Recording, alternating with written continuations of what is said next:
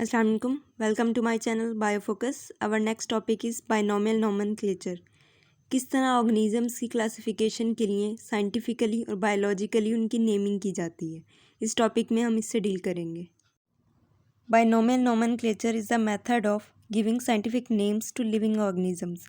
Binomial nomenclature वो method है जिसमें ऑर्गेनिजम्स को साइंटिफिक नेम दिया जाता है।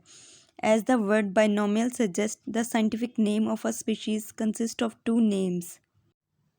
The first is genus name and the second one is the name of species. Binomial, by means two.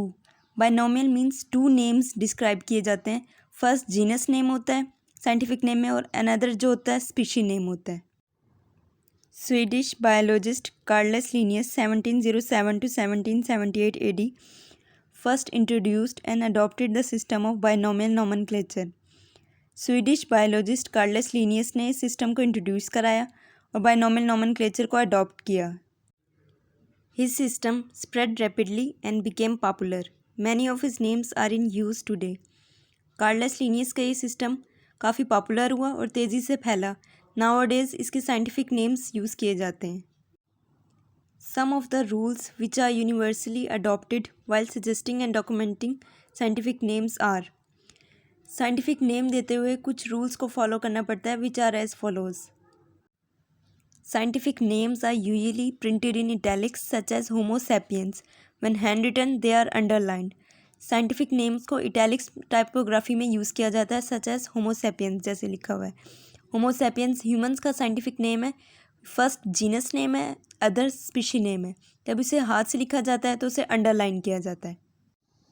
The first term generic name always begins with capital letter while species name is never capitalized. First generic name को हमेशा capital letter में लिखा जाता है जबकि species name को कभी भी कैपिटलाइज नहीं किया जाता. Like this Homo genus name है इसको एच कैपिटल किया हुआ है. सैपियंस का एच स्मॉल लेटर में. The scientific name is generally written in full when it is first used. Scientific name को जब वन टाइम यूज़ किया जाता है, फर्स्टली यूज़ किया जाता है तो उसे कम्प्लीटली लिखा जाता है फुली. मीन्स उसका जीनस और स्पीशी कंप्लीट नेम लिखा जाता है. But when several species from the same genus are being listed, it may then be abbreviated by just using an initial for genus. For example, Escherichia coli becomes E. coli. जब scientific name एक से ज़्यादा बार repeat हो तो उसे completely नहीं लिखा जाता. उसका जीनस में जस्ट फर्स्ट लेटर यूज़ किया जाता है और स्पीशी नेम को कंप्लीट लिखा जाता है. For example, Escherichia coli becomes E. coli. Escherichia coli में E. coli लिखा गया. ई उसका जीनस का फर्स्ट लेटर यूज़ किया गया और स्पीशी नेम को कंप्लीट लिखा गया. एस्चेरिशिया कोलाई बैक्टीरिया है जो ह्यूमन और एनिमल्स की इंटेस्टाइन में रहता है. ये डाइजेस्टिव सिस्टम में अपना वाइटल रोल प्ले करता है बट इसकी कुछ स्पीशीज़ डिजीज़ और इन्फेक्शन काज करती हैं एनिमल्स और ह्यूमंस में. कुछ ऑर्गेनिजम्स और स्पीशीज़ का उनके डिस्कवरर के नेम से नाम रखा जाता है. फॉर एग्जांपल, ऑर्चिड ट्री एक ऑर्नामेंटल ट्री है जो साउथ ईस्ट एशिया में पाई जाती है. उसका साइंटिफिक नेम है बोहिनिया वेरीगेटा जो कि स्विस बॉटनिस्ट बोहिन ने डिस्कवर की. बाइनोमियल नोमेनक्लेचर की सिग्निफिकेंस क्या है? In biological research common names cause many problems. Biological research जो की जाती हैं उनमें कॉमन नेम्स काफ़ी प्रॉब्लम्स काज करते हैं. फॉर एग्जांपल, एक ऑर्गेनिज्म एक स्पीशी को डिफरेंट नेम से पुकारा जाता है. Different regions have different names for the same organism. एक सेम ऑर्गेनिज्म के डिफरेंट नेम्स होते हैं डिफरेंट रीजन्स में. For example, common name of onion in Urdu is प्याज, but in different regions of Pakistan it is also known as गंडा और basal और vassal. For example, onion को पाकिस्तान में डिफरेंट रीजन्स में डिफरेंट नेम से पुकारा जाता है. उर्दू में इसे प्याज और दूसरे रीजन्स में लाइक गंडा, बासल और वासल के नाम से पुकारा जाता है. In other countries it has other sets of name. दूसरे कंट्रीज़ में इसके दूसरे नामों से पुकारा जाता है. In science it is known as with a single name as allium cepa. Scientifically उसे क्या नाम दिया गया है? Allium cepa. कॉमन नेम की प्रॉब्लम को सॉल्व करने के लिए साइंटिफिक नेम उसको दिया गया. In some cases different organisms are called by the same common name. कुछ केसेस में सेम कॉमन नेम यूज़ किया जाता है डिफरेंट ऑर्गेनिजम्स को पुकारने के लिए. For example, the name black bird is used for crow as well as for raven. For example, black bird crow के लिए भी यूज़ किया जाता है और रावण के लिए भी. हालांकि रावण क्रो की निस्बत साइज़ में लार्जर होता है. इसकी बिल भी लार्जर साइज़ में होती है, मोर इंटेलिजेंट होता है और ये ह्यूमन की आवाज़ की मिमिक भी कर सकता है. Common names have no scientific basis.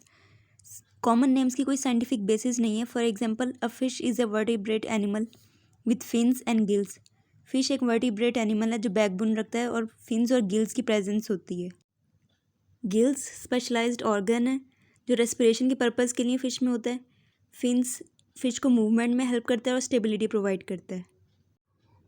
But silver fish, cray fish, jelly fish and star fish biologist की फ़िश की डेफिनेशन में फ़िट नहीं होती। बट ये फ़िश नहीं है क्योंकि ये फ़िश लाइक कैरेक्टरिस्टिक्स शो नहीं करती जैसे ट्रू फिश शो करती है, like backbone, fins, gills and aquatic environment. Like silver fish एक स्मॉल विंगलेस इंसेक्ट है। इसे सिल्वर फिश इसलिए कहा जाता है क्योंकि ये सिल्वर फिश लाइक अपीयरेंस और मूवमेंट शो करती है, बट ना तो ये एक्वेटिक है और ना ही इसका फिश से कोई रिलेशन है। क्रे फिश क्रस्टेशियन है बट नॉट फिश। ये लॉबस्टर से रिलेटेड है। इनकी जॉइंटेड लेग्स होती हैं, बट ये कम्प्लीटली डिफरेंट एनिमल के ग्रुप से बिलोंग करती हैं। जेली फिश की अम्ब्रेला लाइक जिलेटिनस बॉडी होती है, बट ना तो इनमें स्केलेटल सिस्टम होता है फिश की तरह और ना ही गिल्स और फिन्स प्रेजेंट होते हैं। स्टार फिश और सी स्टार, इनमें भी फिश लाइक कैरेक्टरिस्टिक प्रेजेंट नहीं होती, like backbone, fins and gills.